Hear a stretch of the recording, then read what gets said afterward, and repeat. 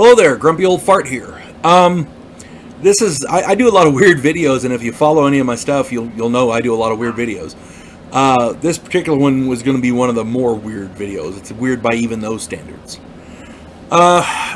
Scientists, if you're not familiar, recently in the last decade or two, scientists mapped the human genome. They recorded all the human DNA, and they have been working on mapping other species DNA on our planet. Recently, they've begun sequencing the first genome in octopus DNA, and they're working on it. They're working hard. They got the University of Chicago and the Okinawa Institute of Science and Technology. They have been working together, and they're working on it. These are the smartest people on the planet. You gotta kind of give their word a little bit of weight. So the results that they're finding are amazing. Octopus have 33,000 genes, and for those of you who don't know, that's 10,000 more than humans. Octopus, they're very clever. They can open jars, they can solve puzzles, they can even use tools. That's something we just now, in the last 50 years or so, noticed chimpanzees doing. So, yeah, that's my understanding. And there's another thing that octopus can do. They can edit their own RNA, and they can do it much more quickly than humans or other animals can. RNA allows you to adapt to things, adaptive camouflage. If it's hot, you can adapt for that. If it's cold, you can adapt for that. Humans have been adapting in different places. You'll notice that there are people with different skin colors on the Earth. Brown, black, white, whatever. That's indicative of where your ancestors came from in relation to where they were on the planet, essentially.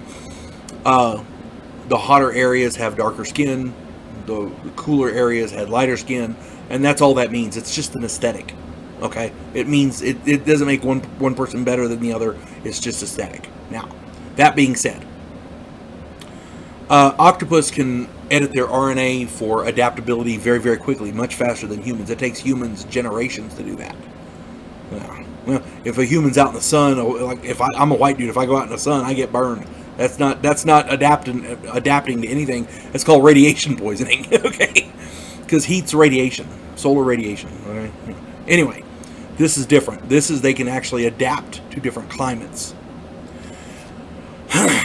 Because of all these differences, scientists have been debating the concept of panspermia as it relates to octopus DNA. And if you're not familiar with panspermia, there's a theory that life comes to a planet as little microbes on comets and asteroids, and that's how life is seeded throughout the universe, the galaxy, or whatever. Different planets get different comets or whatever that have the microbes on them, and that's how life is spread. That's called panspermia. That's the theory. Well, the idea here is they're theorizing that millions of years ago, octopus DNA was on a comet that landed in the ocean, and that DNA grew into octopus. So, the different varieties of octopuses. Now, that being said, I don't know if I believe that or not, but this is the theory that they're putting forth, and these are some smart people. Okay? If this is true, then octopuses may very well be an alien species that has been thriving on Earth for millions of years. At the very least, according to them, octopuses have the weirdest DNA map that these scientists have ever seen, and it's just hilarious. Octopuses are so smart. They're in a lot of ways are as smart as we are. They can use tools. They can open jars. They can solve puzzles. And for thousands of years, what have humans been doing? We eat them. You go to a seafood restaurant, you can get octopus. Isn't that sad? We're humans. We don't know what it is. We either fight it or kill it or eat it or whatever. It's a good thing cooler heads prevail. Hopefully, if these things are alien, you never know. Maybe they'll teach us something. Become cohabitants of Earth. We'll stop eating them. You folks have a good day. God bless one and all.